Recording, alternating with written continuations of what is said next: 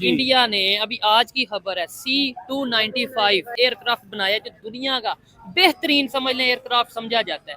क्या कहना चाहेंगे वो कहाँ चले गए टेक्नोलॉजी में और हम कहाँ खड़े हैं, कोई मुकाबला है?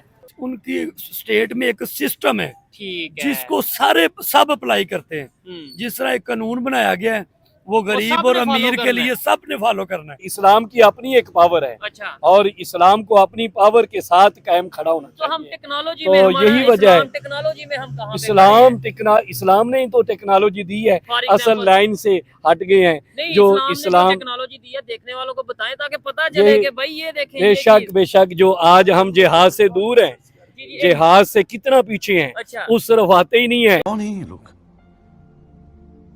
कहां से आते हैं ये?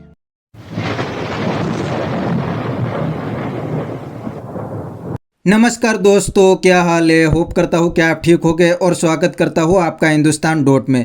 दोस्तों, इंडिया की टाटा और स्पेन की एयरबस कंपनी मिलके इंडिया में ही मिलिट्री के लिए C-295 एयरक्राफ्ट मैन्युफैक्चरिंग करेंगे और इस प्रोजेक्ट का इनॉग्रेशन भी पीएम मोदी ने कर दिया है।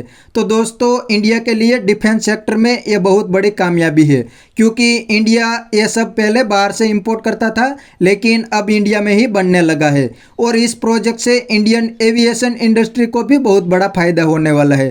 तो दोस्तों, वीडियो में आगे देखते हैं पाकिस्तानी मौलाना इंडिया के इस प्रोजेक्ट पे क्या कहते हैं। अगर आप नए हैं तो चैनल को सब्सक्राइब कर लीजिए और वीडियो को अंत तक देखें।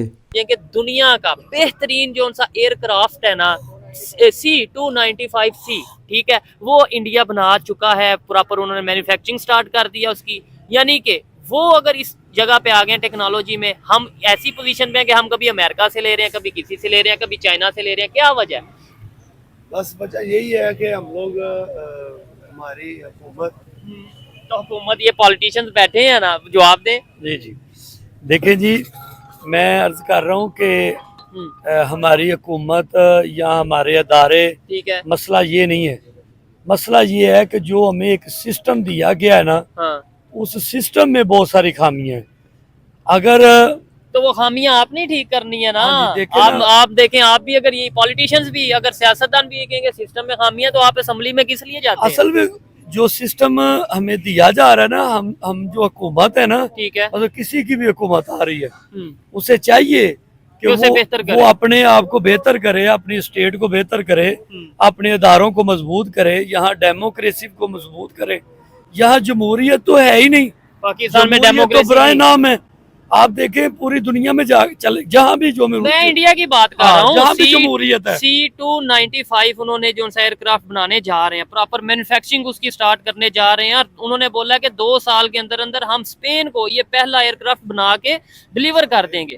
क्या कहना चाहेंगे कि वो दुनिया में टेक्नोलॉजी में कहाँ चले गए? कभी हम खबर सुनते हैं जी वो चांद पे पहुंच गए, कभी हम सुनते हैं कि दुनिया का बेहतरीन एयरक्राफ्ट बनाने जा रहे हैं, कभी हम सुनते हैं जी टेस्ला वहां आ गया, आईफोन वहां आ गया, पता नहीं क्या क्या वहां आ गया। हमारे साथ ही तो सफर स्टार्ट किया था, आज किधर? और आप देखें कि सिर्फ इंडिया ही नहीं, और इंडिया के अलावा और बहुत सारे मुमालिक हैं जो हमारे बाद आजाद हुए हैं, आज वो कहाँ पे खड़े हैं? चले गए।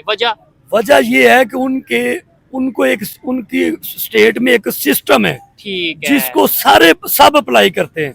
जिस तरह एक कानून बनाया गया है वो गरीब और अमीर के लिए सबने फॉलो करना है। इसी तरह उनकी गवर्नमेंट में, उनकी रियासत में, ठीक है, जो सिस्टम है ना वो सबने फॉलो करना है। और इसी वजह से सिस्टम फॉलो नहीं है, ठीक है, आप देख लें कि साबका गवर्नमेंट जो इमरान खान की गवर्नमेंट थी, वो अगर क्राइसिस में आई है, ठीक है, तो उन्होंने बोला कि हम बेहतर कर रहे हैं, ठीक है। अब एक गवर्नमेंट जमहूरियत में 5 साल के लिए होती है, लेकिन हमारे इधर तो आज तक वो 5 साल पूरे नहीं हुए तो उसमें एक रजीम चेंज आ गई। वो जो पीछे क्राइसिस थे वो वहीं खड़े रह गए, आगे मजीद जो नया आया वो नए सिरे लेके आ गए। सादा अल्फाज में बात करें, लेकिन बड़ी टेक्निकल बात कर रहे हैं। आप लास्ट में कुछ कहना चाहेंगे इस हवाले से? क्या समझते हैं हम क्यों पीछे रह गए? एक साथ बिस्मिल्लाहिर्रहमानिर्रहीम जी।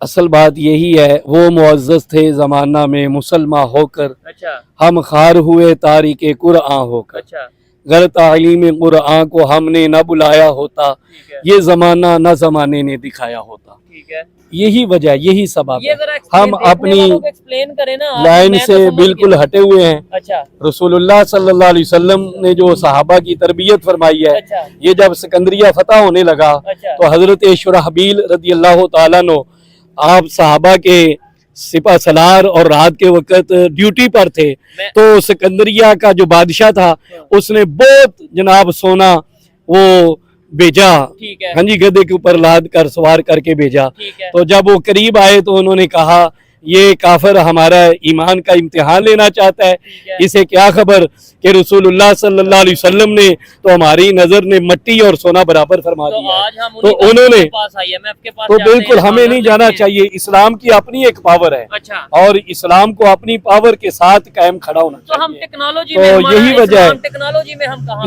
पे इस्लाम ने ही तो टेक्नोलॉजी दी है, For असल example- लाइन से हट गए हैं। नहीं, जो इस्लाम ने टेक्नोलॉजी दी है, देखने वालों को बताएं ताकि पता चले ये- कि भाई ये देखें ये बेशक चीज़। बेशक जो आज हम जिहाद से दूर हैं, जी, जी, जिहाद से कितना पीछे हैं, अच्छा। उस तरफ आते ही नहीं है। तो और जहाद बिल्कुल टेक्नोलॉजी तो है। कुरान यही है नहीं, कि जहाद रसूलुल्लाह टेक्नोलॉजी है, आप यही सुने हाँ। कि रसूलुल्लाह सल्लल्लाहु ताला अलैहि वसल्लम आपने जो तलवार अता फरमाई है वो भी बदर देखेंगे। के मैदान में, सहाबी रसूल को नबी पाक अलैहिस्सलाम ने तलवार दी, फरमाया कौन है ठीक जो इसका हक अदा करे। अच्छा। अल्लाह अकबर। आज और जदीद, आज देखिए, तो मैंने- जनाब अच्छा, मामला ऐसा बना है आप ये कि बात कर रहे हैं ना कि मतलब ये उस टाइम की, ठीक है, उस टाइम एक मामला हम- मैं बताता हूँ, एक चीज, एक सवाल मैं इनसे जरूर करूंगा जी, जी, आप अपनी बात पूरी करें। मैं जिस तरह आप हजरत साहब से सवाल कर रहे थे ना हाँ, कि ये जहाद या दीगर जो चीजें जो कवानीन या इस्लाम ने जो फराइज हाँ, ये टेक्नोलॉजी, मैं तो वो टेक्नोलॉजी, वो अपनी जगह पे दुरुस्त है, उसमें अच्छा। कोई शक नहीं है। ठीक है। लेकिन जो आप टेक्नोलॉजी का हाँ। सवाल कर रहे हैं ना,